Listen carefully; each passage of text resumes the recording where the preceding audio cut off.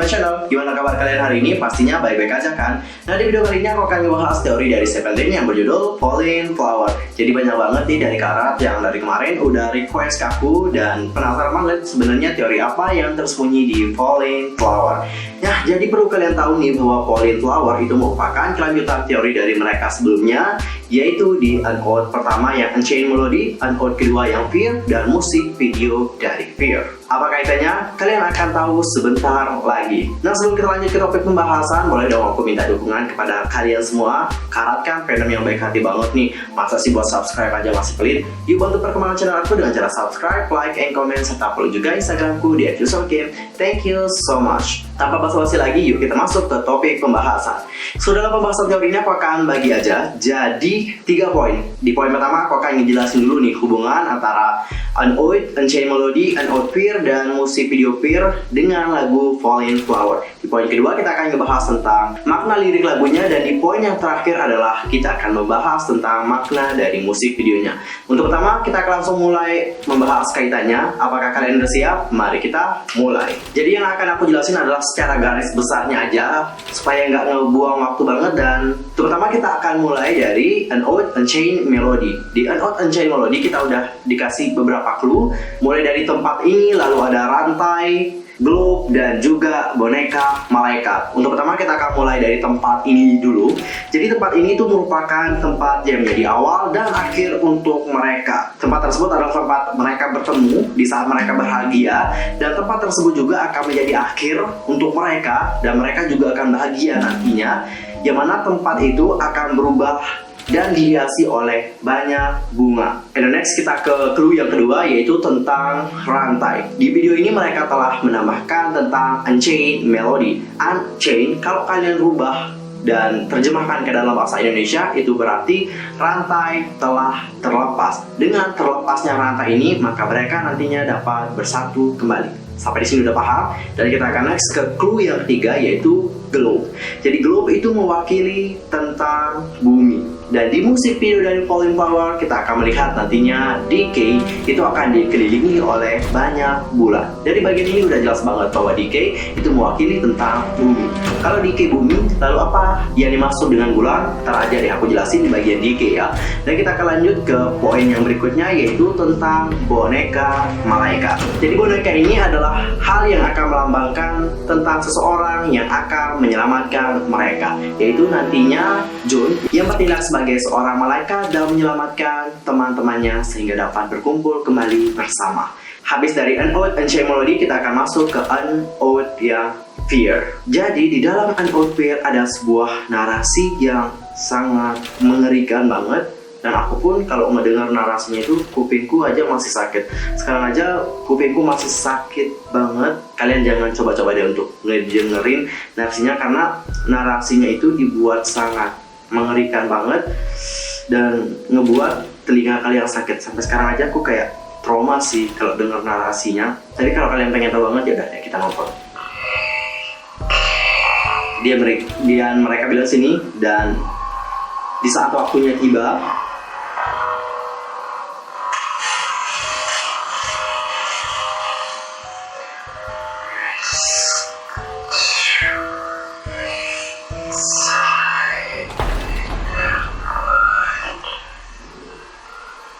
oke, dan aku udah nggak kuat denger.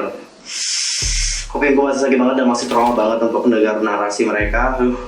Sakit banget kupingku, soalnya pakai headset juga sih, makanya sakit sampai sekarang. Pahami apa yang mereka bilang, dan ternyata lewat narasi itu mereka mengatakan bahwa di saat hari itu tiba akan ada hal yang sangat berbahaya dan menyakitkan untuk mereka terima, sehingga mereka harus mengambil resiko yang besar untuk terbebas dari hal tersebut. Itu adalah sebuah peringatan sebenarnya, sangat mengerikan juga.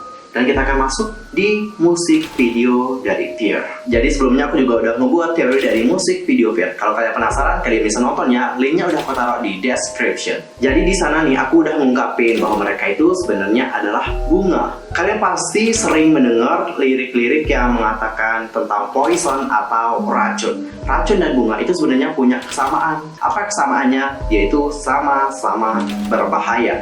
Bunga yang kalian lihat selama ini mungkin sangat cantik banget, tapi sebenarnya bunga juga menyimpan suatu misteri. Salah satunya adalah duri. Kalian pasti melihat bahwa tangan dari Jun dan juga Wonwoo itu berduri. Hal itu merepresentasikan tentang bunga mawar yang sebagai persimbolan dari cinta. Yang mana cinta sebenarnya sangat indah banget dari luar, tapi di dalamnya menyimpan hal yang dapat melukai siapapun yang jatuh cinta. Sampai di sini udah paham apa hubungan antara Fear dan juga Falling Flower, yaitu sama-sama menampilkan tentang ketakutan dan bahaya yang akan mereka hadapi untuk mendapatkan sebuah cinta. Dan kita akan lanjut ngebahas makna dari lirik lagunya. Jadi lagu ini itu menceritakan tentang mereka yang diibaratkan sebagai bunga.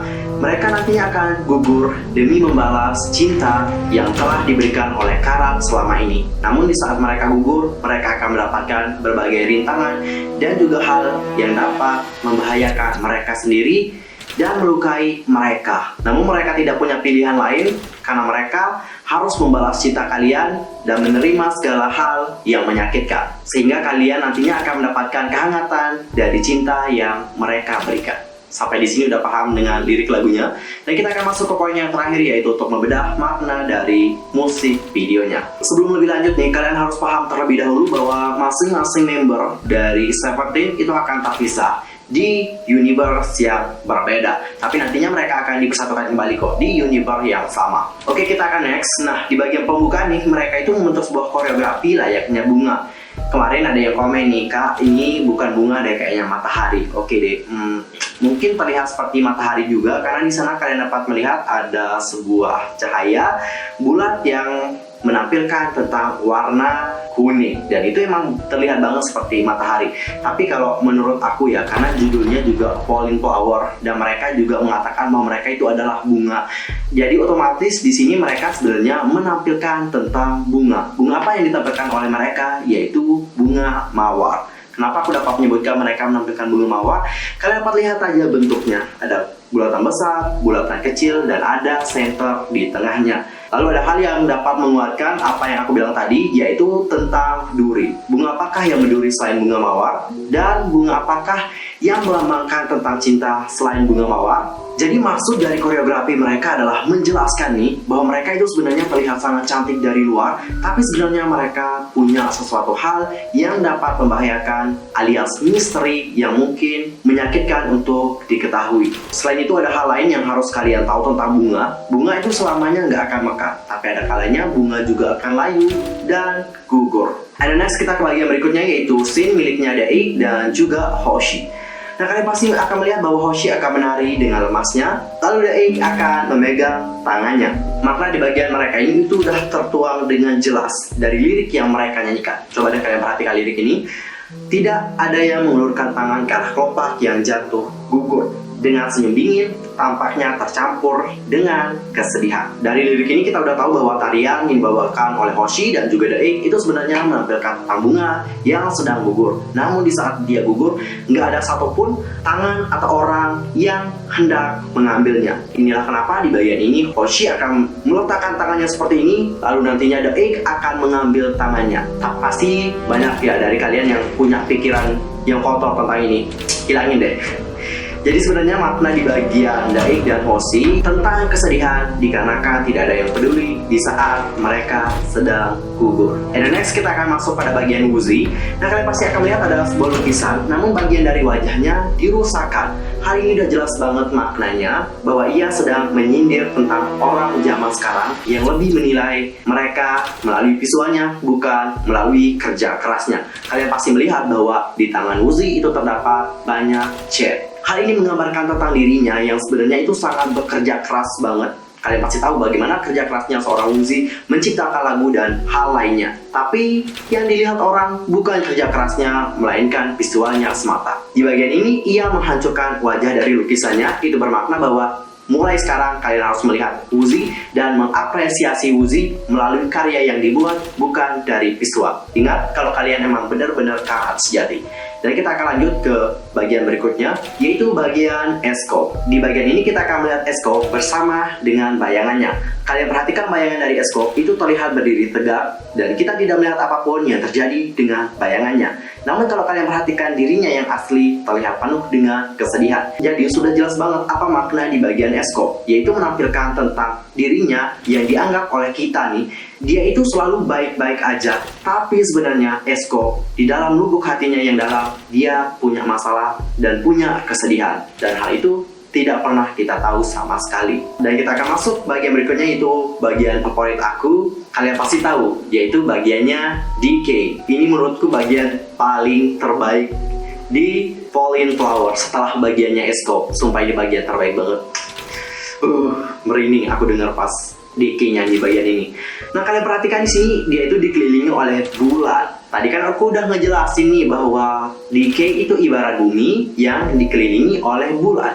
Bulan itu sebenarnya merepresentasikan tentang seorang wanita. Wanita manakah yang dimaksud? Apakah wanita yang menyukainya ataupun karat sendiri? Bagaimana menurut pendapat kalian? Komen di bawah ya. Lalu kita akan lanjut ke bagian Mingyu. Kalian pasti akan melihat bahwa Mingyu itu akan duduk di atas pintu yang dipenuhi oleh bunga. Melihat hal ini aku akan teringat salah satu penyakit pixie ini dari Jepang yang bernama Hanahaki disease. Apa itu Hanahaki? Jadi Hanahaki itu adalah sebuah penyakit yang menyerang saluran pernapasan manusia. Penyakit ini mengakibatkan tumbuhnya kebun bunga di paru-paru manusia. Jadi bunga-bunga itu akan terus mekar dan tumbuh hingga menyumbat sistem pernapasan. Bila sudah parah nih, penderitanya itu dapat meninggal karena kekurangan oksigen.